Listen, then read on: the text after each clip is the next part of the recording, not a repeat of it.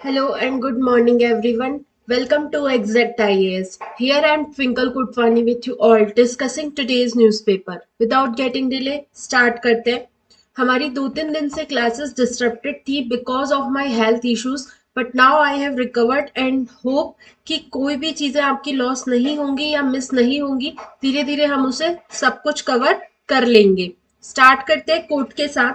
Show me a person who has never made a mistake and I will show you someone who has never achieved much.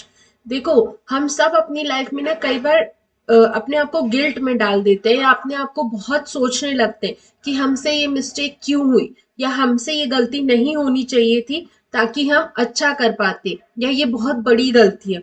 लेकिन हमें इन सब चीजों में बिल्कुल भी उलझना नहीं चाहिए. लाइफ में हर एक पर्सन से गलतियां होती हैं और पर्सन अपनी गलतियों से सीख कर ही आगे बढ़ सकता है. सो नेक्स्ट टाइम से कभी भी आपसे कोई भी गलती हो तो उससे भी जो भी सीख मिलती है आप उससे लो और आगे बढ़ जाओ. स्टार्ट करते हैं आज की न्यूज से. Simultaneous polls will not to come up before Lok Sabha today. Simultaneous polls आखिर ये क्या है? बहुत न्यूज में रहता है और अभी इसे पार्लियामेंट में एज अ बिल रखने की भी बात चल रही है. सो समझते हैं एक एक करके आखिर ये चीज क्या है. साइमल्टेनियस पोल बोल लो या फिर इसे हम कह सकते हैं वन नेशन वन इलेक्शन. ठीक है. सो देखो, इंडिया एक डेमोक्रेटिक कंट्री है. वी ऑल नो डेमोक्रेटिक का मतलब कि fair and timely election. India में हम इलेक्शंस तो कंडक्ट करवाते हैं, फेयरली कंडक्ट करवाने की भी कोशिश करते हैं और सबसे बड़ी बात टाइमली इलेक्शंस कंडक्ट करवाने की कोशिश करते हैं. ठीक है.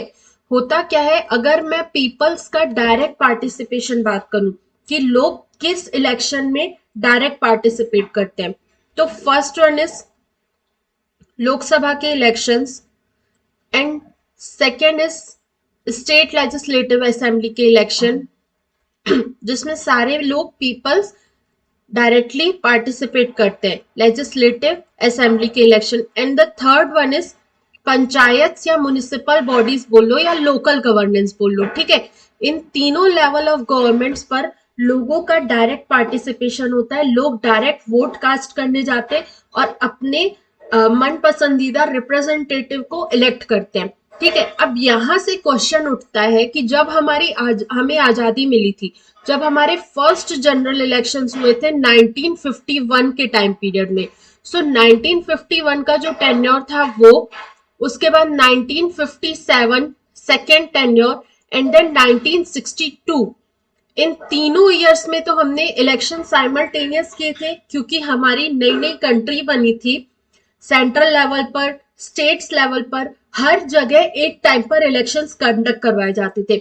उसके पीछे रीजन भी ये है कि जो लोकसभा का टेन्योर है वो भी 5 इयर्स का टेन्योर है, as well as state legislative assemblies जो है उनका भी टेन्योर 5 इयर्स का है. सो ये टाइम पीरियड सिंक्रोनस वे में चल रहा था और दोनों जगह लोकसभा साथ के साथ स्टेट्स में हमें एक साथ इलेक्शन कंडक्ट करवाने में कोई भी प्रॉब्लम नहीं होती थी. ठीक है. बट 1962 के बाद जो टेन्योर स्टार्ट हुआ 1967 से, यहां से हमारे सामने अलग अलग चीजें आने लगी. पहली चीज इमरजेंसी, जिसकी वजह से कई सारी स्टेट लेजिस्लेटिव असेंबलीज को सस्पेंड कर दिया गया, डिसॉल्व कर दिया गया, लोकसभा का टेन्योर बढ़ाया गया इमरजेंसी के टाइम पीरियड में. इससे सारे इलेक्शंस डिसरप्ट हो गए. मतलब कि स्टेट लेजिस्लेटिव असेंबलीज में अलग टाइम, उनका टेन्योर अलग टाइम पे खत्म हुआ, सेंट्रल लेवल पर पार्लियामेंट का टेन्योर अलग टाइम पे खत्म हुआ, जिससे कि जो गैप है, एक जो साइमल्टेनियस वे में चल रही थी, सिंक्रोनस वे में चल रही थी चीजें, वो डिस्टर्ब हो गई. सो उसके बाद अब कंटिन्यूअसली डिमांड चल रही है कि हमें फिर से लोकसभा और स्टेट लेजिस्लेटिव असेंबलीज में एक साथ इलेक्शन कंडक्ट करने. ठीक है. उसके बाद जब ये इलेक्शन कंप्लीट हो जाते हैं, इन 2 फेजेस के इलेक्शन कंप्लीट हो जाते हैं, उसके बाद 100 डेज के अंतर्गत हमें पंचायत के भी इलेक्शन कंडक्ट करवाने हैं. ठीक है. इतना क्लियर हुआ कि आखिर साइमल्टेनियस इलेक्शन या वन नेशन वन इलेक्शन होता क्या है। ठीक है, अब हम बात करते हैं इसके बेनिफिट्स क्या है या हमें इससे क्या क्या फायदे हो सकते हैं, आखिर हम क्यों इतना फेवर कर रहे हैं इसके बारे में। पहला फायदा ये है कि इससे हमारा मैसिव एक्सपेंडिचर कम होगा। देखो, ओवरऑल लेवल पर अगर हम इलेक्शन के एक्सपेंसेस को देखें तो ये करोड्स ऑफ करोड्स रुपीस हमें खर्च करने पड़ते हैं अपने इलेक्शंस को कंडक्ट करवाने में। तो पहला सबसे बड़ा फैक्टर ये आएगा, जब स्टेट लेजिस्लेटिव असेंबलीज और सेंट्रल लेवल पर एक साथ इलेक्शंस होंगे तो कहीं ना कहीं एक्सपेंडिचर कम होने के चांसेस है। सेकेंड वन, क्या होता है कि पॉलिटिकल पार्टीज जो है ना, वो मेजरली अगर किसी स्टेट में इलेक्शन है तो मेजरली वो अपनी कैंपेन्स में बिजी हो जाते हैं, लोगों को अपनी पार्टी की तरफ आकर्षित करने के लिए बिजी रहते हैं। तो इससे क्या होता है कि जिस वजह से हमने पॉलिटिकल पार्टी, जिस वजह से हमने सरकार बनाई है, गवर्नमेंट बनाई है, वो भी कम, वो अपना गवर्नेंस, अपना एडमिनिस्ट्रेशन कम कर रहे होते हैं। सो अगर हमने साइमल्टेनियस इलेक्शन करवा दिए तो जो हमारी पॉलिटिकल पार्टीज हैं, जो हमारे इलेक्टेड रिप्रेजेंटेटिव्स हैं, उनको गवर्नेंस का टाइम ज्यादा मिलेगा। सो वो गवर्नेंस इजिली कर पाएंगे, ज्यादा टाइम तक कर पाएंगे। And the third one is model code of conduct. We all know, जब भी हमें इलेक्शंस कंडक्ट करवाने रहते हैं उस एरिया में या इलेक्शंस की कुछ समय पहले तक कुछ मॉडल्स दिए जाते हैं, कुछ कोड ऑफ कंडक्ट दिया जाता है जो कि पॉलिटिकल पार्टी को फॉलो करना रहता है। जैसे कि पॉलिटिकल पार्टी कोई बड़ी स्कीम नहीं लॉन्च कर सकती, कोई बड़ा बजट नहीं पेश कर सकती, कुछ ज्यादा हैवी काम नहीं कर सकती है। ये सारी चीजें मॉडल कोड ऑफ कंडक्ट के अंतर्गत आती हैं। ठीक है, होता क्या है कि अगर बार बार देश में इलेक्शंस ही होते रहेंगे, ठीक है, जैसे कि अभी कर्नाटका में हो रहा, कभी झारखंड में हो रहा, कभी महाराष्ट्र में, कभी एमपी में, कभी छत्तीसगढ़ में, कभी यूपी, कभी बिहार, तो ऐसे क्या होगा कि हर जगह अलग अलग टाइम पर मॉडल कोड ऑफ कंडक्ट लगा रहेगा। सो पॉलिटिकल पार्टीज कहीं ना कहीं रिस्ट्रिक्टेड रहेंगी कुछ नया इनिशिएटिव, कोई नई स्कीम लॉन्च करने की वजह से। सो अगर वन नेशन वन इलेक्शन आ जाता है तो मॉडल कोड ऑफ कंडक्ट का टाइम पीरियड भी कम होगा, जिससे पॉलिटिकल पार्टीज को ज्यादा समय मिल पाएगा अपना काम करने के लिए। Fourth one is disruption of public life. देखो, जब भी इलेक्शन होता है हम सब ने देखा है कि कहीं ना कहीं पब्लिक लाइफ डिसरप्टेड रहती है। डिसरप्टेड रहना इन द सेंस कि मान लो कोई रैली निकल रही है तो लोग बिजी है, मतलब कि रोड में ट्रैफिक ज्यादा है, जाम लगा हुआ है, कहीं पे कैंपेन चल रहा है, उसके वजह से भी नॉर्मल लाइफ डिसरप्टेड रहती है, नॉइस पॉल्यूशन होता है। और तीसरी बड़ी चीज की मैन पावर, हमें इलेक्शन कंडक्ट करवाने के लिए मैन पावर की जरूरत रहती है। सीआरपीएफ के जो लोग रहते हैं, वो आर्मी के ऑफिशियल्स रहते हैं, या जितनी भी आर्म्ड फोर्सेस है उनके पर्सनल्स, साथ के साथ स्कूल के टीचर्स, ये सभी लोग तो इलेक्शन कमीशन के अंतर्गत आ जाते हैं और यही तो इलेक्शन कंडक्ट करवाते हैं ना। वोटिंग पोलिंग बूथ पे कौन काम करते हैं? यही सारे ऑफिशियल्स काम करते हैं। सो जो मैन पावर है वो भी बहुत अधिक इंगेज होता है अगर आप बार बार इलेक्शंस कंडक्ट करवाते हो। एक बार इलेक्शंस कंडक्ट करवा लोगे तो मैन पावर का एंगेजमेंट भी हमें कम होता हुआ नजर आएगा, मतलब कि जिस वजह से हमने इन लोगों को अपॉइंट किया है। फॉर एग्जाम्पल, एक सरकारी स्कूल के टीचर को हमने क्यों अपॉइंट किया है? पढ़ाने के लिए। तो वो अगर इलेक्शन की ड्यूटी देने जाएगा तो पढ़ाने का काम कौन करेगा? इसलिए अगर इलेक्शन एक ही बार में कंडक्ट हो जाएगा तो वो एक बार अपनी ड्यूटी दे के आ गया, उसके बाद बाकी टाइम वो कहाँ फोकस रहेगा? अपना पढ़ाने में, जिसलिए उसे अपॉइंट किया गया है वो काम करने में। ठीक है, उसके बाद sixth one is man power free हो जाएगा। उसके बाद सबसे बड़ी बात, इंडिया में इलेक्शन कहीं ना कहीं पोलराइज्ड होते हैं। पोलराइज्ड मतलब कि आप इलेक्शन के दौरान कास्ट के बारे में, रिलीजन के बारे में, इन अलग अलग मुद्दों पर डिस्कशन, मुद्दा उठाया जाता है वोट्स को गेन करने के लिए। सो होगा क्या कि अगर इलेक्शन के टाइम पीरियड पे इन सारे मुद्दों को बार बार उठाया जाता है, जिसकी वजह से हमें बार बार डिस्क्रिमिनेशन देखने को मिलता है।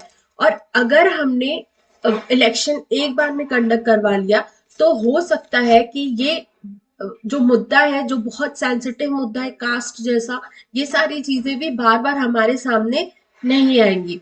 सो ये सारे देयर आर मल्टीपल रीजन्स जो कि हमें सपोर्ट कर रहे हैं, जो कह रहे हैं कि वन नेशन वन इलेक्शन जैसी चीजें अच्छी हैं, हमें इन्हें लेकर के आना चाहिए। बट हर एक सिक्के के दो पहलू होते हैं। एक जगह उसके बेनिफिट्स हमें नजर आते हैं तो दूसरी जगह उसके कुछ ड्रॉबैक्स भी होते हैं या कुछ चैलेंजेस भी होते हैं। सो हम अब एक एक करके इसके चैलेंजेस को पढ़ते हैं कि क्या चैलेंज है। पहला चीज ऑपरेशनल फिजिबिलिटी, मतलब कि देखो, आपको आपने कह तो दिया कि हम करा लेंगे, बट हमें सबसे पहले जो हमने कॉन्स्टिट्यूशनल मैंडेट दे रखा है कि हर एक स्टेट लेजिस्लेटिव असेंबली या पार्लियामेंट के का जो टेन्योर है वो 5 इयर्स का होगा। अगर असेंबली समय के पहले डिसॉल्व हो गई तो उसके बाद क्या, किस तरह से आप ऑपरेट करोगे, उसके भी दो सॉल्यूशन बताए गए। या तो आप जो नए लोग रिप्रेजेंटेटिव जो आप इलेक्ट कर रहे हो उनको लिमिटेड टाइम के लिए रखो, मतलब कि जो डिसॉल्व्ड असेंबली है उसका जितना टाइम पीरियड बचा उसमें आप नई असेंबली के मेंबर्स को इलेक्ट करो। तो इससे क्या होगा, वही बात है कि पैसा तो खत्म ही हुआ ना, भले आप टाइम पीरियड कम कर दिए। दूसरा चीज, या तो अगर कोई स्टेट लेजिस्लेटिव असेंबली डिसॉल्व हो गई है, वहां पर वर्किंग मोड पर नहीं है, तो आप वहां पर प्रेसिडेंट रूल लगा दो। ये भी एक तरह से अलग चीज है, इससे हमारे फेडरलिज्म का फैब्रिक वीक होगा।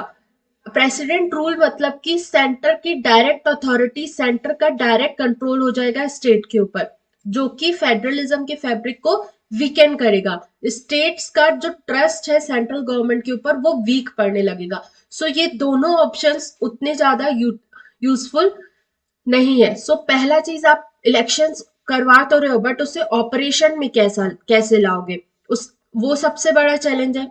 दूसरा, मैन पावर। अभी ही हमें अगर जनरल इलेक्शंस कंडक्ट करवाने रहते हैं, लोकसभा के इलेक्शंस कंडक्ट करवाने रहते हैं, तो बहुत अधिक मैन पावर हमें लगता है। इतने आर्मी के पर्सनल्स, इतने टीचर्स, इतनी ईवीएम मशीन्स, इतने वीवीपैट, हर एक इंफ्रास्ट्रक्चर, हर एक मैन पावर हमें लगता है। अगर आप पूरे इंडिया में parliamentary elections as well as Lok Sabha elections हर एक स्टेट में एक ही टाइम पीरियड पे कराओगे तो आपके पास इतना मैन पावर कहाँ से आएगा। टीचर्स तो उतने ही है, जो भी पर्सनल्स आपकी हेल्प कर रहे हैं वो तो उतने ही है, तो फिर आप कहाँ से लाओगे एक्स्ट्रा लोग जो कि इस साइमल्टेनियस इलेक्शन को एग्जीक्यूट करा सके। ठीक है, उसके बाद third one is it is against democracy.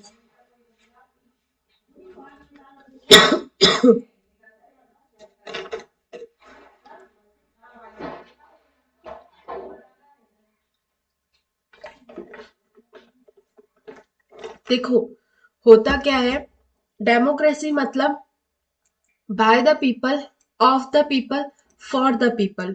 ठीक है, जो रिप्रेजेंटेटिव्स हैं वो लोगों की वॉइस है। अगर आप उन्हें समय से पहले डिसॉल्व कर दे रहे हो या फिर उनकी वॉइस को मतलब लोगों की आवाज को नहीं समझ रहे हो, तो ये एक तरह से डेमोक्रेसी के खिलाफ है। डेमोक्रेसी में फ्री और फेयर इलेक्शंस कंडक्ट करवाना कंपलसरी है। लोग जिनको आपने एज अ रिप्रेजेंटेटिव इलेक्ट करवाए वो लोगों की ही वॉइस है। ये डेमोक्रेसी के फैब्रिक को दिखा रहा है, बट इससे डेमोक्रेसी भी कहीं ना कहीं क्वेश्चन में आएगी। डेमोक्रेसी क्वेश्चन में आएगी, साथ के साथ हमें ओवर सेंट्रलाइजेशन होता हुआ नजर आएगा। जैसा कि मैंने पिछले पॉइंट में भी समझाया था कि कहीं ना कहीं यूनियन गवर्नमेंट का कंट्रोल ज्यादा हमें नजर आएगा।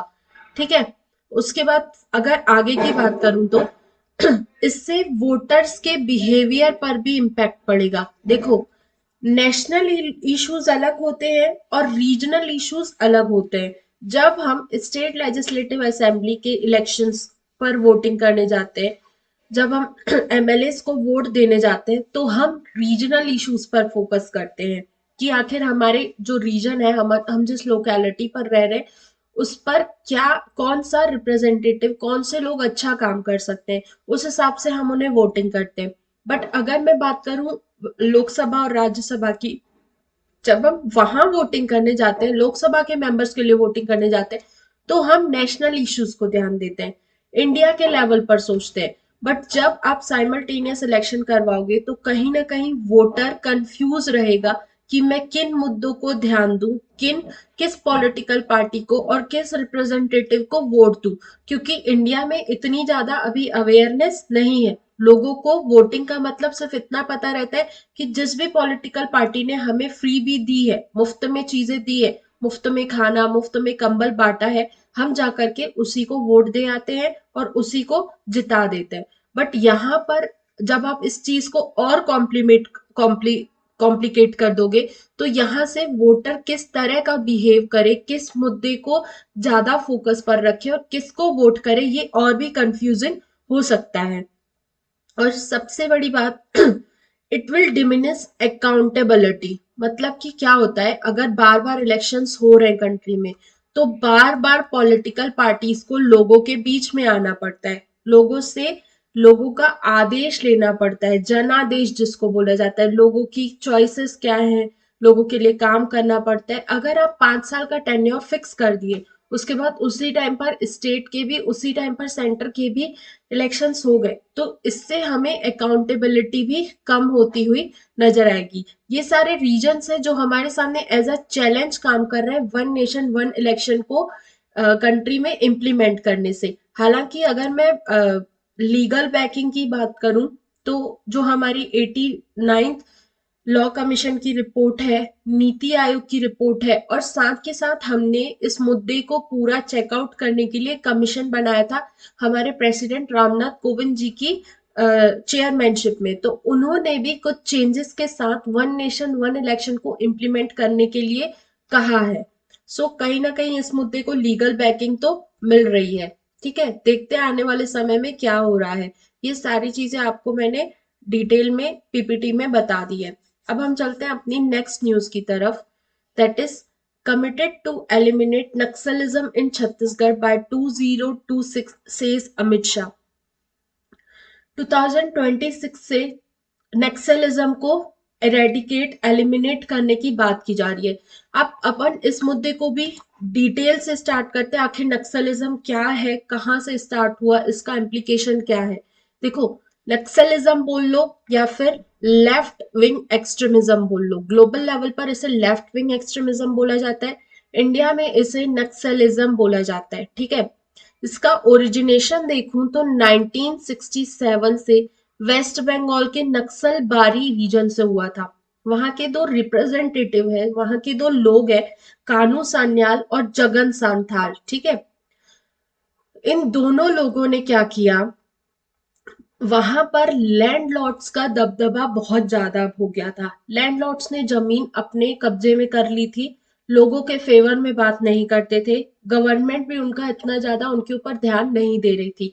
तो कानू सान्याल और जगन सान्याल ने लैंडलॉर्ड्स के अगेंस्ट ये नक्सलबारी रीजन में लेफ्ट विंग एक्सट्रीमिज्म को इम्प्लीमेंट किया। लेफ्ट विंग एक्सट्रीमिज्म की अगर मैं आइडियोलॉजी कहूं, लेफ्ट विंग एक्सट्रीमिज्म की अगर मैं आइडियोलॉजी की बात करूं तो ये कहीं ना कहीं माओइस्ट से इन्फ्लुएंस्ड है, या माओइस्ट जो आइडियोलॉजी है उस पर काम करते हैं, जो बिलीव करते हैं कि हमें स्टेट को हटा देना है, हम स्टेट को फेवर नहीं करते हैं, कुछ चीजों का यूज करके। जैसे कि पहला, आर्म्ड इंसर्जेंसी, हथियारों का यूज करके। दूसरा, मास मोबिलाइजेशन, मतलब कि अपने साथ और जितने ज्यादा से ज्यादा लोग हो सकते हैं उनको इकट्ठा करके।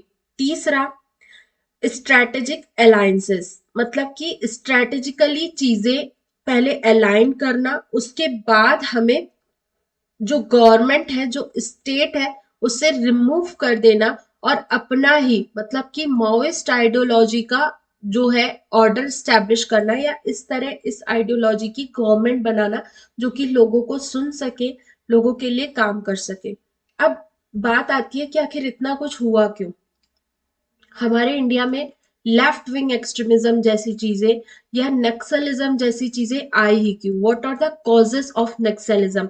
The first one is socio economic causes. मतलब कि देखो, हुआ क्या, हम सब जानते हैं आजादी के बाद इंडिया की इकोनॉमिक कंडीशन इतनी अच्छी नहीं थी। इंडिया में मेजरली जो लोग थे वो पॉवर्टी से जूझ रहे थे, उनके पास इनफ रिसोर्सेस नहीं थे लाइवलीहुड अर्न करने के लिए, खाना खाने के लिए, पैसा कमाने के लिए। और इसी बीच हुआ क्या कि आजादी के बाद लैंडलॉर्ड्स का दबदबा बहुत ज्यादा था। पैसा तो था लेकिन लैंडलॉर्ड्स के पास, और लैंडलॉर्ड्स अपना एक्सप्लॉयटेटिव बिहेवियर रख रहे थे जो जो पुअर लोग थे उनके खिलाफ। और मेजरली देखा जाए तो ये ट्राइबल ग्रुप को बिलोंग कर रहे थे। तो कहीं ना कहीं गवर्नमेंट ने इस मुद्दे को इतना उस टाइम पर ध्यान नहीं दिया, जिसकी वजह से ये मूव ऑन कर गए माओइस्ट आइडियोलॉजी की तरफ। माओइस्ट आइडियोलॉजी मतलब कि हमें स्टेट को रिमूव करना है, आर्म्ड रिबेलियन करना है और फिर जाके अपनी सरकार बनानी है जो कि ट्राइबल्स के वेलफेयर के लिए बात कर सके, जो ट्राइबल्स को समझ सके, जो ट्राइबल्स के मुद्दों को उठा सके। तो पहला रीजन आया हमारे सामने सोशियो इकोनॉमिक चीजें। दूसरा रीजन जो है वो लैंड राइट डिस्प्यूट्स। आजादी के बाद लैंड राइट्स को लेकर के बहुत डिस्प्यूट चल रहा था। गवर्नमेंट को भी जमीन चाहिए थी, डेवलपमेंट करना था, रास्ते बनाने थे, इंफ्रास्ट्रक्चर डेवलप करना था, लोगों के लिए अपॉर्चुनिटीज लानी थी। वहीं जो ट्राइबल लोग हैं उन्हें, उनका भी अगर हम देखें कि वो कहाँ रहते थे, तो वो फॉरेस्ट में रहते थे, मेजरली लैंड का यूज करते थे, एग्रीकल्चर करते थे, अपने सस्टेनेबल वे में जीवन यापन करते थे। यहाँ से डेवलपमेंट को लेकर के गवर्नमेंट और ट्राइबल लोगों के बीच में थोड़ा सा टसल स्टार्ट हुआ। इसकी वजह से भी कुछ लोग ने लेफ्ट विंग एक्सट्रीमिज्म का पाथ अडॉप्ट कर लिया। ठीक है। And the third one is exploitation of powerful entities. वही मनी लैंडर्स और जो ये लैंडलॉर्ड्स हैं, जो पावरफुल एंटिटीज हैं, इन सब ने गरीब लोगों को काफी एक्सप्लॉयट किया। एक्सप्लॉयटेशन को सह सहकर एक हद ऐसी आती है कि आप हर चीज के खिलाफ हो जाते हो। आप ये देखने लगते हो कि सरकार भी हमारी मदद नहीं कर रही है, सो खुद की मदद करने आप खुद से निकल पड़ते हो। वही है लेफ्ट विंग एक्सट्रीमिज्म। उसके बाद साथ के साथ देखा जाए, अगर मैं बात करूं कि ये लेफ्ट विंग एक्सट्रीमिज्म किन रीजन्स में ज्यादा है, तो जो इंडिया का ईस्टर्न कोस्ट है, मेजरली छत्तीसगढ़ हो गया, उड़ीसा हो गया, झारखंड हो गया, वेस्ट बंगाल हो गया, आंध्र प्रदेश हो गया, कुछ एरिया, इन रीजन्स में लेफ्ट विंग एक्सट्रीमिज्म बहुत ज्यादा देखने को मिलता है। और यही अगर मैं बात करूं तो मिनरल रिसोर्स रिच एरिया भी यही है। यहाँ पर रिसोर्सेज हैं, बट उन्हें किस तरह से निकालना है, किस तरह से उन रिसोर्सेज का डेवलपमेंट के लिए यूज करना है, ये प्रॉपर वे में एक सप्लाई चेन नहीं बन पाई। इस वजह से इंफ्रास्ट्रक्चर उतना अच्छा डेवलप नहीं हो पाया। वहां के लोग अपने लिए लाइवलीहुड अर्न करने के लिए उनको अपॉर्चुनिटी नहीं मिल पाई, इसलिए उन्होंने लेफ्ट विंग एक्सट्रीमिज्म का पाथ अडॉप्ट कर लिया। उन्होंने सोचा कि अब तो हम सरकार को ही हटा दे रहे हैं और अपने हिसाब से सारा काम करेंगे। बट फिर जब समझ में आई चीजें तो गवर्नमेंट, इंडिया की गवर्नमेंट अलग अलग इनिशिएटिव लेकर आई। पहली चीज, गवर्नमेंट ऑफ इंडिया ने नेशनल एक्शन प्लान लेकर के आया, national action plan to address left wing extremism 2015। ये एक्शन प्लान जो है ये 2015 में लाया गया था गवर्नमेंट ऑफ इंडिया के द्वारा लेफ्ट विंग एक्सट्रीमिज्म को खत्म करने के लिए। पहला चीज। दूसरा, सबसे इंपॉर्टेंट चीज, समाधान। अगर आपके मेंस में लेफ्ट विंग एक्सट्रीमिज्म से कोई भी क्वेश्चन आ रहा है और आपने ये समाधान स्कीम के बारे में लिख दिया, तो समझ लो आप अपने कॉम्पिटिटर से 2-3 मार्क्स के एज पे तो चले ही गए। ठीक है। समाधान को एक एक करके समझाती हूँ। एस मतलब कि स्मार्ट लीडरशिप, लोगों के अंतर्गत लीडरशिप की स्किल्स लाने की बात की गई है। दूसरा, aggressive strategy.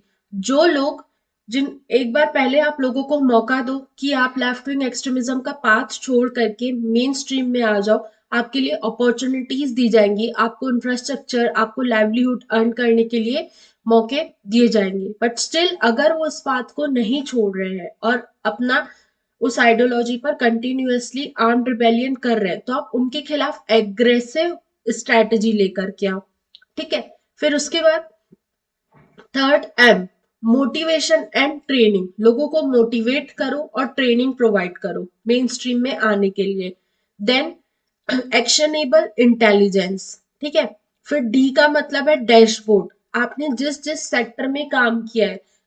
Left wing extremism जो अफेक्टेड डिस्ट्रिक्ट्स हैं, जो स्टेट्स हैं, उनमें हेल्थ के सेक्टर में क्या काम हुआ है, एजुकेशन के सेक्टर में क्या काम हुआ है, इकोनॉमिक सेक्टर में क्या काम हुआ है, उसका प्रॉपर एक डैशबोर्ड बनाया जाए और उसमें पॉइंट्स दिए जाए कि किस सेक्टर में क्या क्या हमें अचीव हुई हैं चीजें। Then H, harnessing technology, technology का यूज करना। ए से एक्शन प्लान, एक्शन प्लान बनाओ, लोगों को प्रोवाइड करो, अपॉर्चुनिटी दो। Then no access to financing, किसी भी तरह से ऐसा फाइनेंस जो कि लेफ्ट विंग एक्सट्रीमिज्म को प्रमोट कर रहा है उसको बैन किया जाए, उस पर रोक लगाया जाए कि इन लोगों को फाइनेंस ही ना मिल पाए। अगर आपने अपने मेंस आंसर राइटिंग में इन दो चीजों को मेंशन कर दिया तो definitely you are going to gain 2 to 4 marks as in compare to your competitor.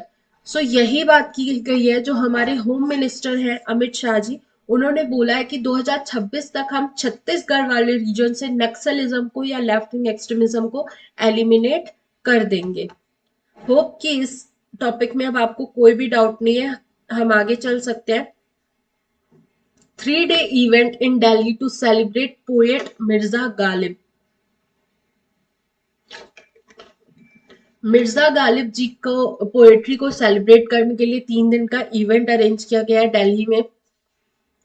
अगला मुद्दा बहुत इंपॉर्टेंट और बहुत interesting editorial. Let's talk about one candidate multiple constituencies.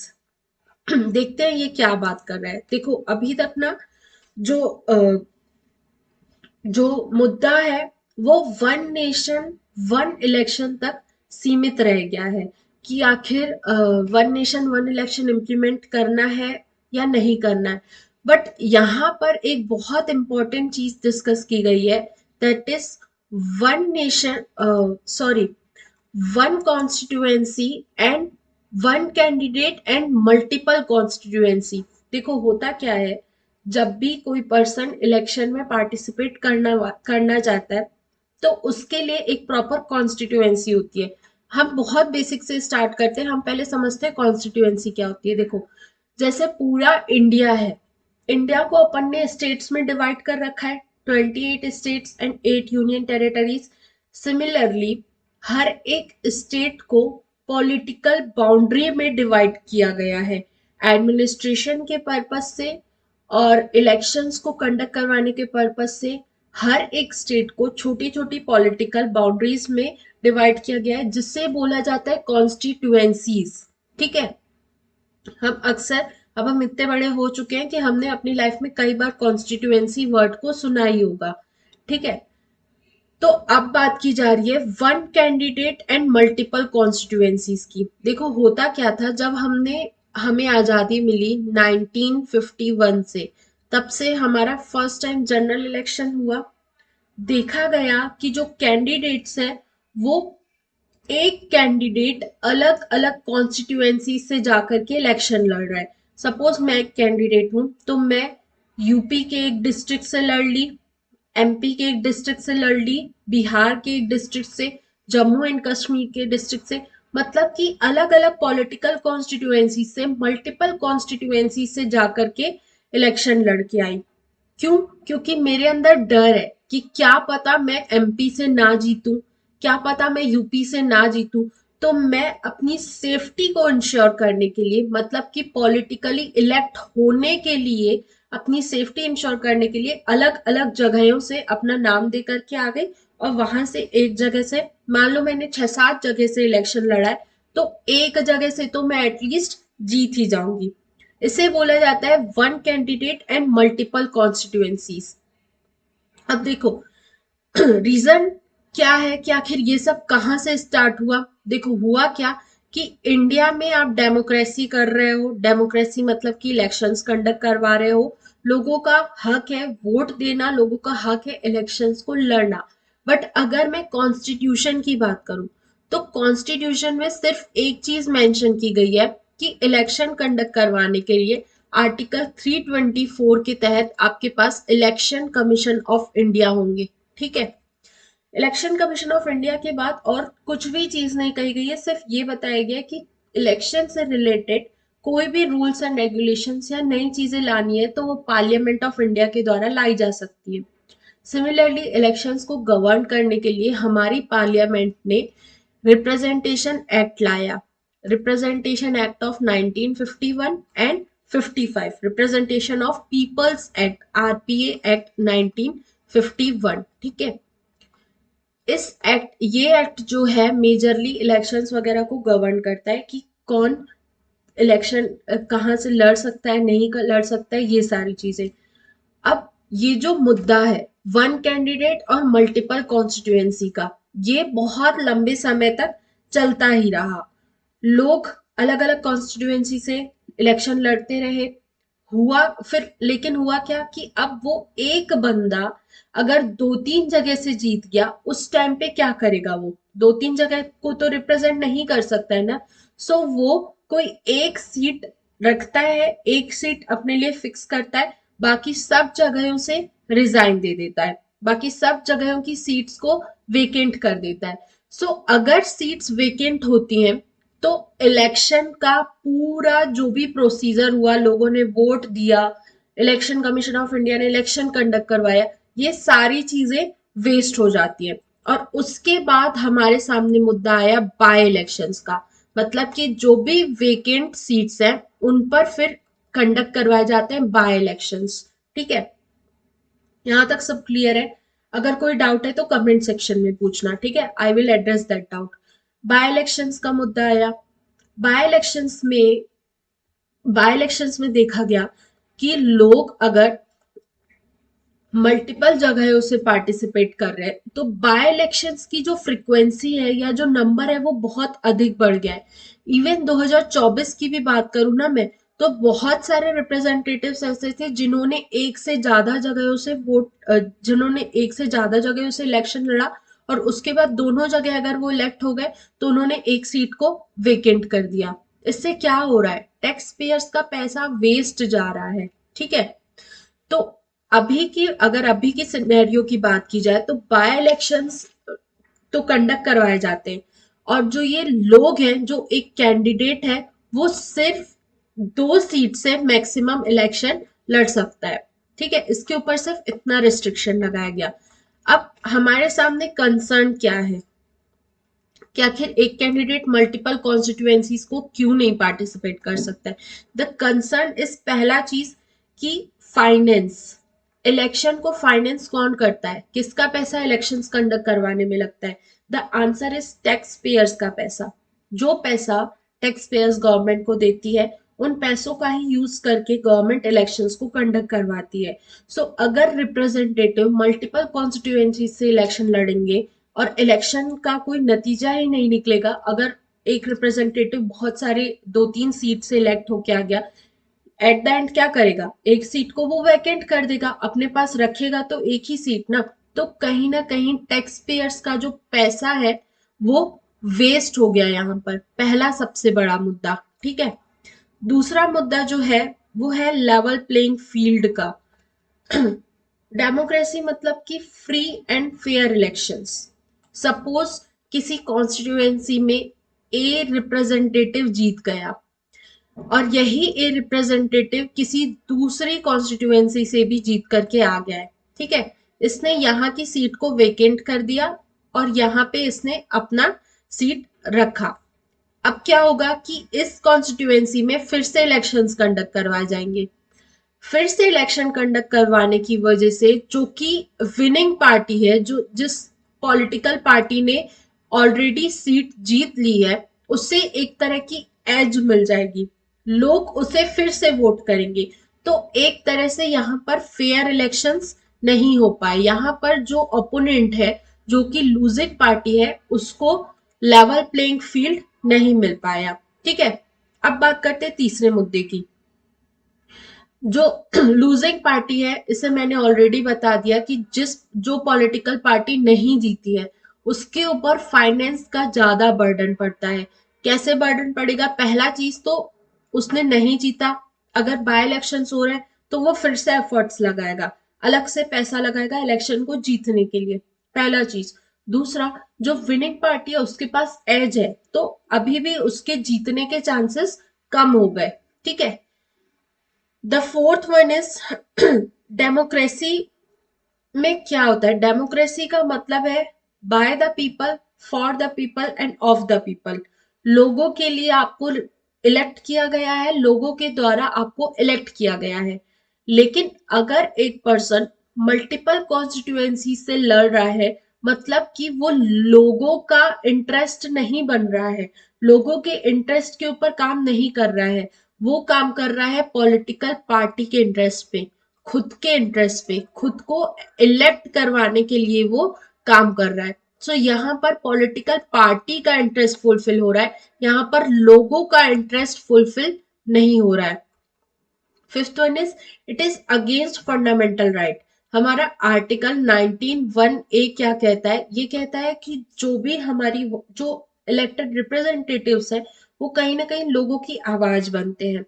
सो अगर किसी इलेक्टेड रिप्रेजेंटेटिव ने रिजाइन दे दिया, तो ये आर्टिकल 19(1)(a) के, that means right to speech के भी खिलाफ है। आप लोगों की आवाज बने, बट आपने लोगों के साथ ही खेल दिया, आपने रिजाइन दे दिया।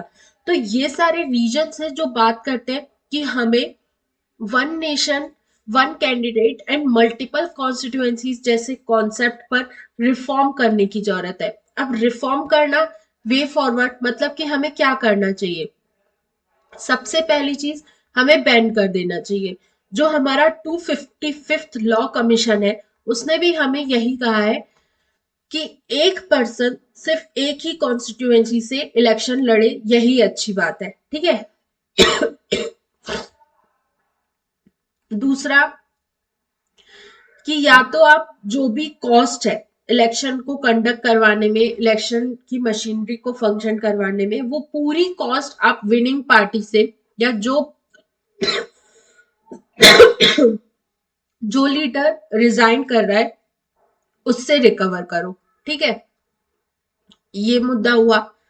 और तीसरी, या फिर आप बाय इलेक्शंस 1 साल के बाद करवाओ।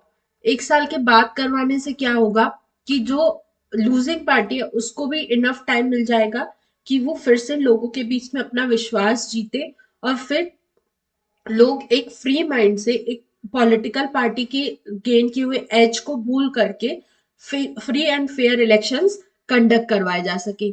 यही सारी चीजें इसमें डिस्कस की गई हैं।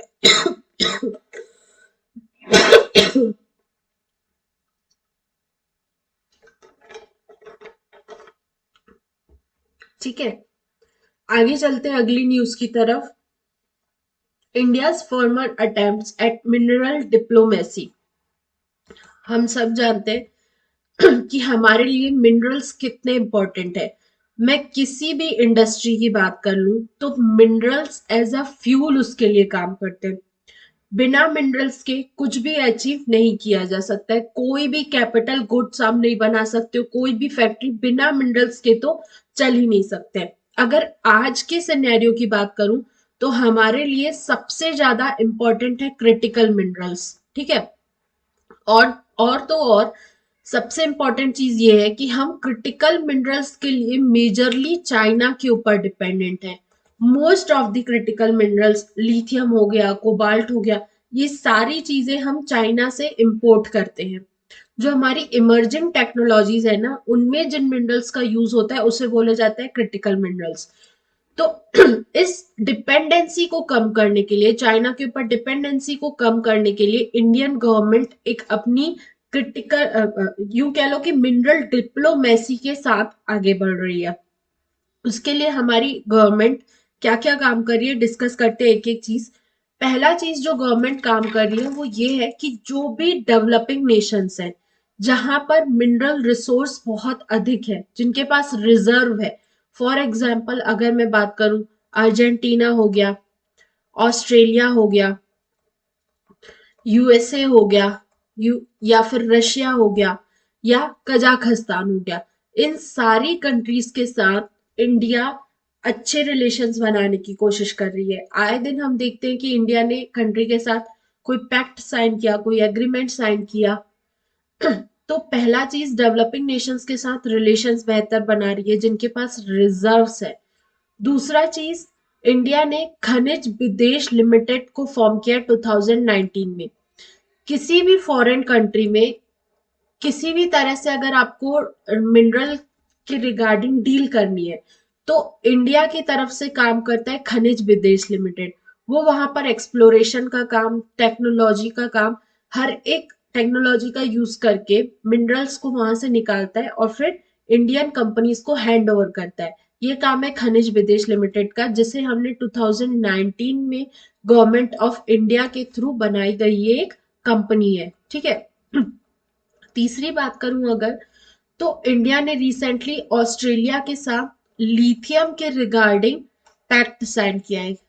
लिथियम एक क्रिटिकल मिनरल है, इसको मैक्सिमम एक्सप्लोर करने के लिए, मैक्सिमम इसको इंपोर्ट करने के लिए इंडिया ने ऑस्ट्रेलिया के साथ पैक्ट साइन किया है। चौथा, हमारा जो लिथियम ट्रायंगल है, that means Argentina, Bolivia and Chile, इन तीन कंट्रीज में सबसे ज्यादा हमें लिथियम देखने को मिलता है, सबसे ज्यादा लिथियम रिजर्व्स है। तो इन तीन कंट्रीज के साथ भी जो हमारी काबिल है, दैट इज खनिज विदेश लिमिटेड, ये इन तीन कंट्रीज के साथ मेजरली अर्जेंटीना के साथ डील कर रही है लिथियम रिजर्व्स को कैप्चर करने के लिए। वहां पे जो भी साइट है जहां से रिजर्व निकल सकता है उनको टैकल करने के लिए बात कर रही है।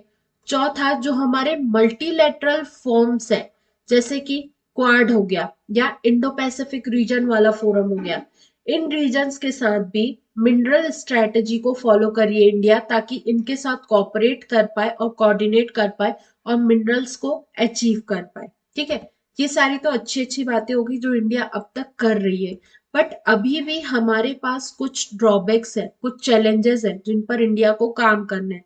पहला चीज, हमारा प्राइवेट सेक्टर उतना ज्यादा डेवलप्ड नहीं है। प्राइवेट सेक्टर मिनरल्स के रीजन में अभी भी इन्वेस्टमेंट नहीं करता है, अभी भी थोड़ा सा सेफ नहीं खेलता है, मतलब कि प्राइवेट सेक्टर का इन्वॉल्वमेंट बहुत कम देखने को मिला है। पहली चीज। दूसरा जो हमारे सामने चैलेंज आ रहा है वो ये है, वीक डिप्लोमेटिक कैपेसिटी। गवर्नमेंट के साइड से भी एकदम क्लियर पॉलिसीज नहीं आती हैं कि आने वाले समय में गवर्नमेंट क्या करना चाहती है, जिसकी वजह से इन्वेस्टर्स हमें कम मिल रहे हैं, लोग इन्वेस्ट कम करना पसंद कर रहे हैं। तीसरा, इनसफिशिएंट सस्टेनेबल पार्टनरशिप, मतलब कि सस्टेनेबल मतलब कि कंटिन्यूअसली गवर्नमेंट का क्या स्टैंड रहेगा, किस सेक्टर में गवर्नमेंट कितना सपोर्ट प्रोवाइड करेगी और कब तक के लिए, अगर गवर्नमेंट ने कोई स्कीम लागू की है मिनरल्स के लिए तो वो कब तक कंटिन्यू रखेगी, इन सब का कोई प्रॉपर रोड मैप नहीं है हमारे पास। सो कहीं ना कहीं रोड मैप की कमी है। इन सारी चीजों पर काम किया जाए तो जाकर के हमारा इंडिया का जो मिनरल सेक्टर है वो बहुत ज्यादा इंटरेस्टिंग या बहुत ही ज्यादा 100% पोटेंशियल के साथ यूज किया जा सकता है। ठीक है। इस एडिटोरियल में यही सारी बातें बताई गई हैं। आगे चलते हैं, how would a carbon market function. देखो, 1991 में पहली बार कार्बन मार्केट के बारे में बात की गई थी। होता क्या है, जो आज की इंडस्ट्रीज है, जो भी फैक्ट्रीज है, वो कहीं ना कहीं फॉसिल फ्यूल्स का यूज करती हैं। फॉसिल फ्यूल्स का यूज करने की वजह से जब उन्हें बर्न किया जाता है तो कार्बन डाइऑक्साइड का बहुत बड़े लेवल पर एमिशन होता है। ठीक है। और ये एमिशन, कार्बन डाइऑक्साइड एक ग्रीन हाउस गैस है। ग्रीन हाउस गैस होने की वजह से ये ग्लोबल टेम्परेचर को बढ़ाती है। और हम सब जानते हैं आज की डेट में हमारे लिए क्लाइमेट चेंज बहुत बड़ी प्रॉब्लम है, और क्लाइमेट चेंज को कम करने के लिए हर एक कंट्री एफर्ट्स लगा रही है। जो ये कार्बन मार्केट है ना, वो एक तरह से ये एफर्ट ही है। अब मैं समझाती हूँ कार्बन मार्केट है क्या। सपोज गवर्नमेंट ने कह दिया कि आपके पास 50 क्रेडिट पॉइंट्स हैं, मतलब कि आप 50 यूनिट तक कार्बन डाइऑक्साइड को मार्केट में या एटमॉस्फेयर में और इन्वायरमेंट में एमिट कर सकते हो। अलग अलग कंपनीज होंगी, आयरन की कंपनी होगी, स्टील की कंपनी होगी, गुड्स की कंपनी होगी, अलग अलग कंपनी होगी, और हर एक कंपनी का अपना कार्बन डाइऑक्साइड का एमिशन होगा। सपोज करो आयरन की कंपनी में हम सब जानते हैं थोड़ा सा कम कार्बन एमिट किया, सपोज उसने 45 यूनिट ही कार्बन एमिट किया। अब इसके पास 5 पॉइंट्स एक्स्ट्रा है, ठीक है। वहीं अगर मैं स्टील की बात करूं तो स्टील की कंपनी ने ज्यादा कार्बन डाइऑक्साइड को एमिट किया, इसने एमिट कर दिया 55। तो यहां पर इसने 5 यूनिट एक्स्ट्रा एमिट कर दी। सो कार्बन मार्केट जो होगा ये एक्स्ट्रा पॉइंट्स को ट्रेड करने के लिए एक प्लेस होगी, जिसमें अगर आपके पास कार्बन क्रेडिट्स अवेलेबल हैं तो जो भी नीडी पर्सन है उसके साथ आप डील कर सकते हो, उसको ये 5 क्रेडिट पॉइंट्स प्रोवाइड कर सकते हो। इसी को बोला जाता है कार्बन मार्केट को, और इसी तरह से ये फंक्शन करेगा। ठीक है, अभी तक ये कॉन्सेप्ट समझ में आ गया। अब हमारे सामने बात आ रहा है कि इसको एडमिनिस्टर कौन करेगा। पहला, या तो गवर्नमेंट एडमिनिस्टर करे, बट यहां से चैलेंज ये आ रहा है कि गवर्नमेंट एक हद से ज्यादा किसी भी इंडस्ट्री पर, किसी भी इंफ्रास्ट्रक्चर पर रेगुलेट नहीं कर सकती है। इससे क्या होगा कि एक जो कंपनी का, जो इंडस्ट्रीज का मोटिवेशन है काम करने का, वो खत्म होने लगेगा। वो बोलेंगे कि यार गवर्नमेंट इतने रिस्ट्रिक्शंस लगा रही है, हमें काम ही नहीं करना है, जिससे कंट्री की इकोनॉमिक ग्रोथ स्लो डाउन हो सकती है। ठीक है। दूसरा जो हमारे पास ऑप्शन है कि जो कंपनीज है वो सेल्फ रिपोर्टिंग सिस्टम के साथ आगे बढ़े, वो खुद इस चीज को अपने ऊपर खुद की रिस्पॉन्सिबिलिटी खुद ले, वो खुद देखे कि वो कितना एमिट कर रहे हैं, कितने उसके पास प्लस है, कितना उसे और रिक्वायरमेंट है। सो अभी तक इस चीज को लेकर के कोई क्लियरिटी नहीं है कि इस चीज को एडमिनिस्टर या इस चीज को मैनेज कौन करेगा। बाकी यहां से मुझे कार्बन मार्केट समझाना था, यूपीएससी व्यू पॉइंट से बहुत इंपॉर्टेंट है, जो मैंने डीप में समझा दिया। आगे चलते हैं, अगली न्यूज क्या कहती है। Why is the BJD opposing the Polavaram project. पहले समझते हैं पोलावरम प्रोजेक्ट क्या है। ठीक है, उड़ीसा, तमिलनाडु, आंध्र प्रदेश, इन 3 स्टेट्स में एक प्रोजेक्ट लगाया जाना है, that is known as Polavaram project. Polavaram project Godavari river के ऊपर लगाया जाएगा। ठीक है, ये मल्टीपर्पज प्रोजेक्ट है। पहला चीज, इससे आप हाइड्रो पावर भी बनाओगे, मतलब कि 960 मेगावाट हाइड्रो पावर जनरेट करने की इसके अंतर्गत कैपेसिटी है। दूसरा, आसपास के जो गांव हैं जहां पर पानी, ड्रिंकिंग वाटर तक इजिली अवेलेबल नहीं है, वहां पर ड्रिंकिंग वाटर की फैसिलिटीज प्रोवाइड की जाएंगी। तीसरा इंपॉर्टेंट चीज, इरिगेशन के रूप में इस डैम का यूज किया जाएगा। ठीक है, यहां से हमारे लिए इंपॉर्टेंट हो जाती है गोदावरी रिवर। गोदावरी रिवर पर पोलावरम प्रोजेक्ट कंस्ट्रक्ट होने वाला है, इट इज अंडर कंस्ट्रक्शन। ये मेजरली 3 फैसिलिटीज प्रोवाइड करेगा। ठीक है, अब हम बात कर लेते हैं गोदावरी रिवर के बारे में। वेस्टर्न घाट की जो त्र्यंबक हिल्स है या त्र्यंबकेश्वर रीजन है, वहां से ये रिवर ओरिजिनेट होती है, जिसका नाम है गोदावरी। ठीक है, ये आ गई हमारी रिवर। अब इसकी ट्रिब्यूटरीज हमारे लिए इंपॉर्टेंट हो जाती हैं। पहली, दुधना, ये इसकी लेफ्ट बैंक ट्रिब्यूटरी है जिसका नाम है दुधना। दुधना के साथ ही एक रिवर आती है पूर्णा। ये दोनों रिवर्स मिलकर के गोदावरी में अपना पानी ड्रेन करती है। So first one is clear, Dudhna and Purna. उसके बाद सेकंड है प्राणहिता। प्राणहिता 2 रिवर्स का कॉम्बिनेशन है, that is known as Penganga and here is Wainganga. जब ये दोनों रिवर्स मिलती है ना, तो इसे बोला जाता है प्राणहिता, और ये प्राणहिता जाकर के गोदावरी में ड्रेन हो जाती है और उसकी ट्रिब्यूटरी के रूप में काम करती है। Next one is Indravati. ठीक है, ये गई हमारी इंद्रावती, ये भी गोदावरी की ही ट्रिब्यूटरी है। उसके बाद ये है सबरी, देन ये है सिलेरू। ये हमारी हो गई सारी की सारी लेफ्ट बैंक ट्रिब्यूटरीज। अब बात करते हैं हम राइट बैंक ट्रिब्यूटरीज की। राइट बैंक में इतनी ज्यादा नहीं है इसकी। First one is Mula, next one is मंजीरा,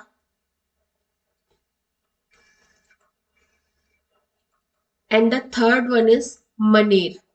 ये 3 राइट बैंक ट्रिब्यूटरीज हैं गोदावरी की। उसके बाद ये अपना वाटर ड्रेन आउट कर देती है बे ऑफ बंगाल में। This is Godavari.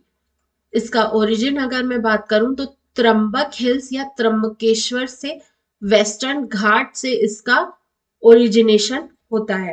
Hope it's clear. यहां से जो न्यूज आई थी, Y is the Biju Janata Dal opposing the Polavaram project, इससे मुझे समझाना था गोदावरी रिवर सिस्टम के बारे में, दूसरा पोलावरम प्रोजेक्ट किस रिवर पर है। ठीक है, आगे चलते हैं। Why simultaneous elections are impractical and complicated, इसे मैंने ऑलरेडी डिस्कस कर दिया है। इसमें उन दो सॉल्यूशंस के बारे में ही मेजरली बताया गया है। पहला चीज है कि अगर किसी स्टेट लेजिस्लेटिव असेंबली की जो टेन्योर है वो पहले खत्म हो जाता है, उसे सस्पेंड कर दिया जाता है, तो उस टाइम पर क्या किया जाएगा। तो पहला ऑप्शन दिया गया है प्रेसिडेंट्स रूल, प्रेसिडेंट रूल लगा दो। प्रेसिडेंट रूल लगाने से उस जो रीजन है या यूं कह लो इंडिया में फेडरलिज्म का फैब्रिक खत्म होने लगेगा, सेंट्रलाइजेशन बहुत अधिक होने लगेगा। स्टेट्स फिर सेपरेटिस्ट की डिमांड करने लगेंगे कि हमें इंडिया के साथ रहना ही नहीं है, हम अपना अलग से कंट्री बनाएंगे, जैसा कि पंजाब में चल ही रहा था। दूसरा चीज, अगर आप प्रेसिडेंट रूल नहीं लगा रहे हो तो जो बाय पोल्स हो रहे हैं, जिन जो आपने फिर से इलेक्शंस कंडक्ट करवाए हैं, उनको एग्जिस्टिंग टेन्योर के लिए ही उनको एग्जिस्टिंग टेन्योर दिया जाए। कि सपोज वी ऑल नो जो लेजिस्लेटिव असेंबलीज रहती है उनका टेन्योर 5 इयर्स का रहता है। 2 साल तक या 3 साल तक उन्होंने काम किया, अब बचा कितना, 2 साल। तो सिर्फ 2 साल के लिए ये बायपोल्स कंडक्ट करवाए जाए और जो नई असेंबली बने वो सिर्फ 3 साल तक काम करे। ठीक है, इज दैट क्लियर। बट ये चीजें थोड़ी सी इम्प्रैक्टिकल है, साथ के साथ कॉम्प्लिकेटेड भी है, इसलिए साइमल्टेनियस इलेक्शन जैसा मुद्दा काफी इंपॉर्टेंट हो जाता है यूपीएस मेंस व्यू पॉइंट से। साथ के साथ इससे रिलेटेड क्वेश्चन आपके इंटरव्यू में भी पूछे जा सकते हैं। होप ये मुद्दा पूरा क्लियर हो गया है। आगे चलते हैं। Dissanayake holds fruitful talks with Jaishankar Doval. अभी रिसेंटली जो हमारे श्रीलंका के प्रेसिडेंट हैं दैट इज अनुराग कुमार डिजन्याके, उन्होंने अपने इलेक्शंस के बाद, नई सरकार बनाने के बाद पहली बार इंडिया में आए हैं और उन्होंने डिस्कस किया हमारे रिप्रेजेंटेटिव्स के साथ रिगार्डिंग बायलैटरल ट्रेड्स की हम ट्रेड को और कैसे इनहेंस कर सकते हैं, पहला चीज। दूसरा, टेक्नोलॉजी के सेक्टर में कैसे किया जाए। तीसरा, इन्वेस्टमेंट कैसे बढ़ाया जाए।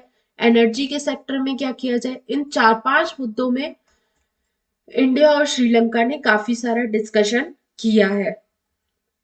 Next one is Morocco welcomes Indian defence companies to set up production unit. देखो ये भी बहुत अच्छी न्यूज है। मोरक्को एक अफ्रीका की कंट्री है जहां रिसेंटली हमारी इंडियन डिफेंस कंपनीज अपनी प्रोडक्शन यूनिट को स्टैब्लिश करने की बात कर रही हैं। इससे इंडिया का उभरता डिफेंस सेक्टर या जो हमने इंडिजीनियसटी जो डेवलपमेंट डिफेंस सेक्टर में अचीव किया है उसके बारे में पता चल रहा है। ठीक है, और जो अगली न्यूज है, सेंटर लॉन्चेस जल वाहक scheme for cargo movement via inland waterways.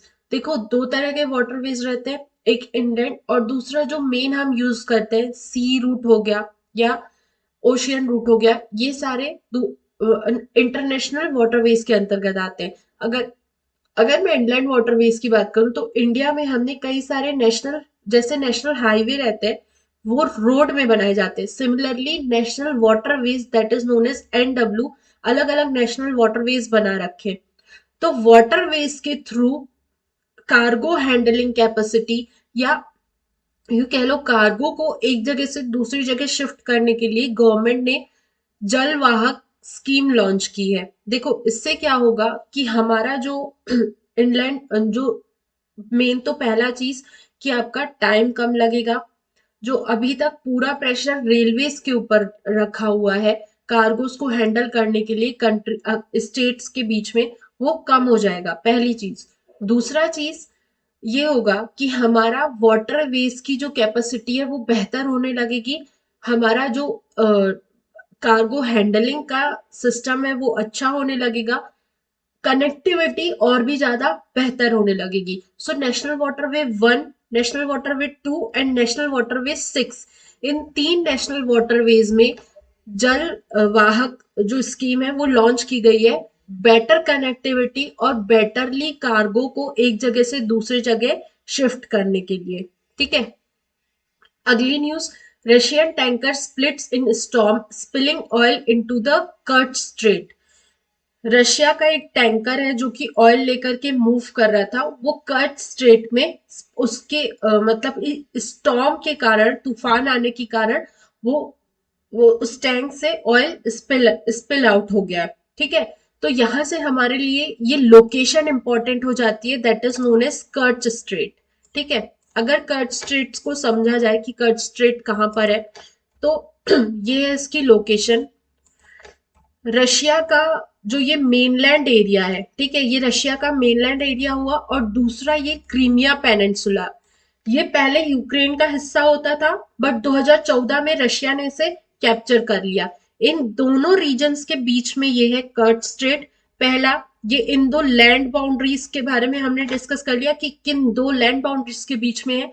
दूसरा, अगर वाटर बॉडी की बात करूं तो सी ऑफ अजोव और ब्लैक सी, दोनों को कनेक्ट करने का काम करती है कर्ट स्ट्रेट।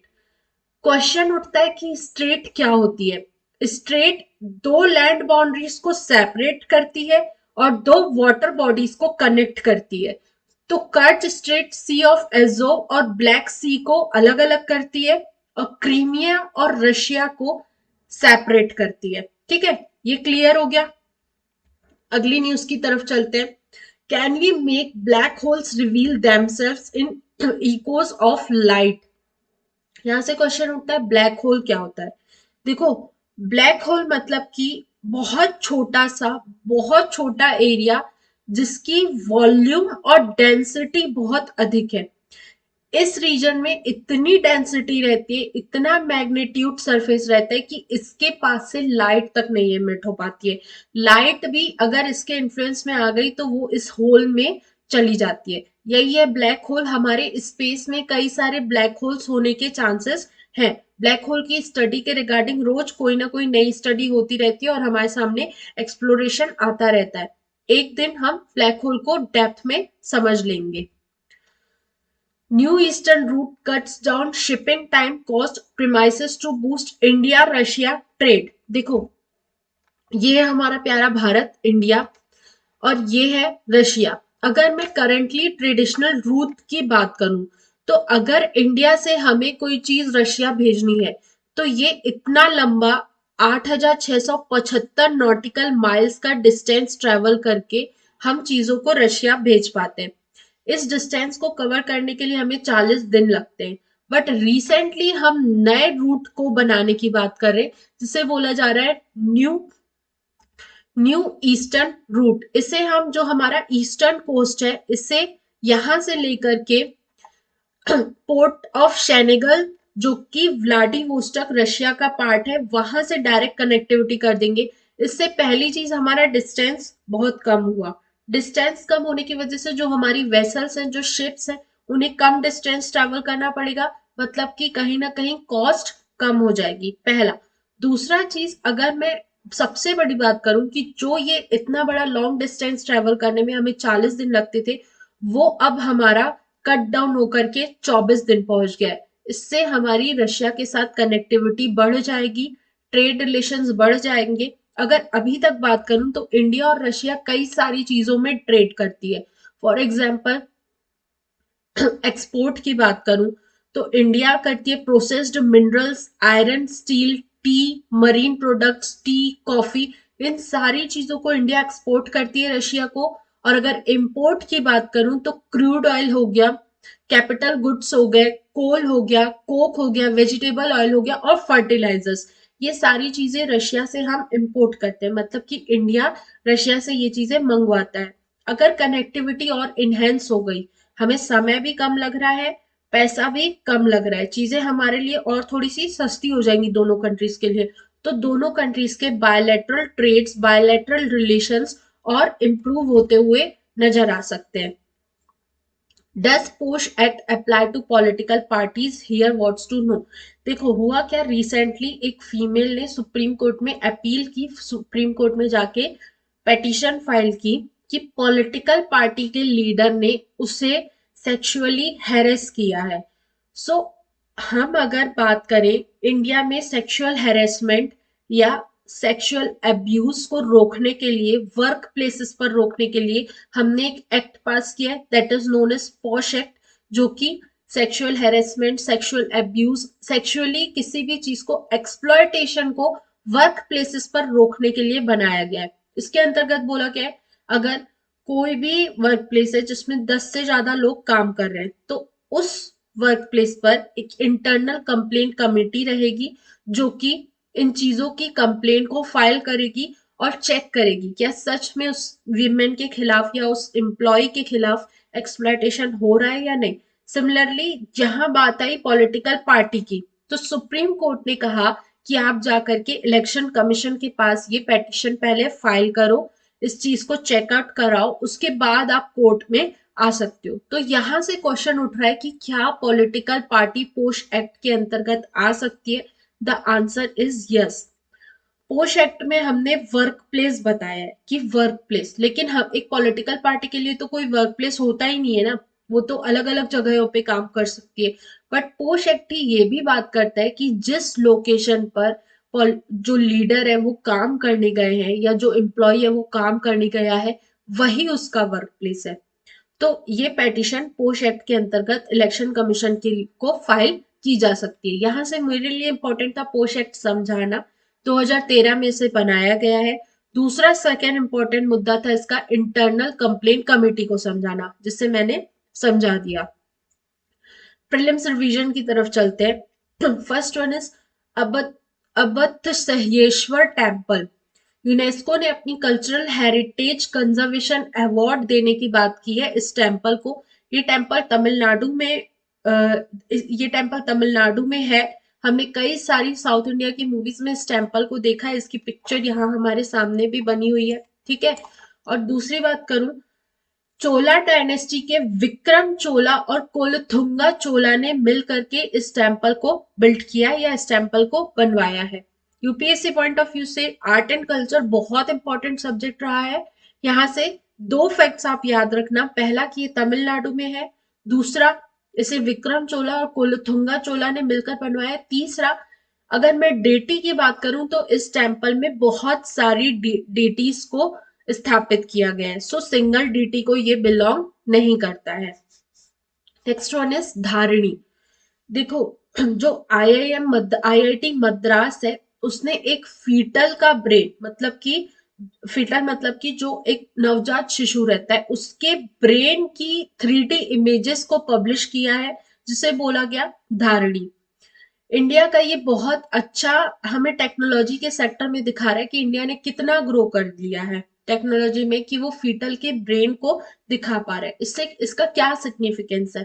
पहला चीज, जो साइंटिस्ट कम्युनिटी है वो बच्चों के अंदर अगर कोई न्यूरो प्रॉब्लम है तो उसे अर्ली डिटेक्ट कर सकती है, उसका ट्रीटमेंट प्रोवाइड किया जा सकता है। दूसरा सिग्निफिकेंस ये, जो ये फीटल ब्रेन है इसकी जो 3D इमेजेस है ये ओपन सोर्स रखी गई हैं, मतलब कि कोई भी इंटरनेशनल कंपनी, कोई भी इंटरनेशनल लोग इस चीज को एक्सेस कर सकते हैं। इससे क्या होगा कि नई नई रिसर्च डेवलपमेंट करने में उन्हें एक तरह का एज अ रिसोर्स वो इस फीटल ब्रेन की 3D इमेजेस को यूज कर सकते हैं। देन डेजर्ट नाइट, ये जो एक्सरसाइज है ये ट्रायलेटरल एयर कॉम्बैट एक्सरसाइज है, तीन कंट्रीज के बीच में, इंडिया, फ्रांस एंड यूएई। ये तीनों countries defence, technology, energy and environment, अलग अलग एरियाज में कोऑर्डिनेशन और कोऑपरेशन बढ़ाने के लिए डेजर्ट नाइट एक्सरसाइज करती हैं, ठीक है। उसके बाद DAE, Homi Bhabha chair scheme. देखो, डिपार्टमेंट ऑफ एटॉमिक एनर्जी के द्वारा बहुत लिमिटेड स्कीम चलाई जाती है, उसमें से एक है होमी भाभा चेयर स्कीम। इसमें जो भी साइंटिस्ट हैं, यंग माइंड्स हैं, इंजीनियर्स हैं, जो रिसर्च के सेक्टर में कुछ अच्छा काम कर रहे होते हैं, कुछ कंस्ट्रक्टिव वर्क जो कि ह्यूमन काइंड के लिए अच्छा हो, उन्हें इस स्कीम के तहत बेनिफिट्स दिए जाते हैं, उनको कुछ पैसे दिए जाते हैं। सिलेक्शन कमेटी के द्वारा उन लोगों को अपॉइंट किया जाता है, 5 साल तक उनको कंटिन्यूअसली पैसे दिए जाते हैं ताकि वो अपने रिसर्च वर्क को कंटिन्यू कर सके। ठीक है। देन समर्थ उद्योग Bharat 4.0, ministry of heavy industry and public enterprises के द्वारा ये स्कीम चलाई जाती है। इसमें जो भी मतलब इंडिया में कैपिटल गुड्स के मार्केट को इनहेंस करने के लिए, हम सब जानते हैं इंडिया कैपिटल गुड्स के मैटर में काफी पीछे है। और अगर एमएसएमईज की बात करूं तो एमएसएमईज में कैपिटल गुड्स की जरूरत होती ही है इंडस्ट्री को रन करने के लिए। कोई भी इंडस्ट्री हो जाए उसमें कैपिटल गुड्स तो लगते ही है। सो कैपिटल गुड्स को कैपिटल गुड्स के लेवल को और बेहतर बनाने के लिए समर्थ उद्योग scheme ministry of heavy electricals के द्वारा बनाई गई है। Thank you so much, this was all about today, hope you all like the session. इस तरह के और इंटरेस्टिंग सेशन से जुड़ने के लिए ज्वाइन करिए एग्जैक्ट आईएएस। हमारे इंस्टाग्राम चैनल और यूट्यूब की लिंक्स डिस्क्रिप्शन में प्रोवाइडेड है। आपको इस लेक्चर की पीडीएफ हमारे टेलीग्राम चैनल से मिल जाएगी। और आपको बिल्कुल भी टेंशन लेने की जरूरत नहीं है, जो पिछली 2 क्लासेस हमारी मिस हुई है उसे हम धीरे से कवर कर लेंगे। उसके लिए मैं एक रिवीजन मॉड्यूल लेकर के आ जाऊंगी इस वीक के एंड में, क्योंकि सैटरडे और संडे तो बहुत छोटा न्यूज़पेपर रहता है, उसमें ज्यादा मेजर न्यूज़ेस भी नहीं रहती है। सो उन दिनों में मैं इस चीजों को कवर करने के लिए रिवीजन लेकर के आ जाऊंगी। Thank you so much.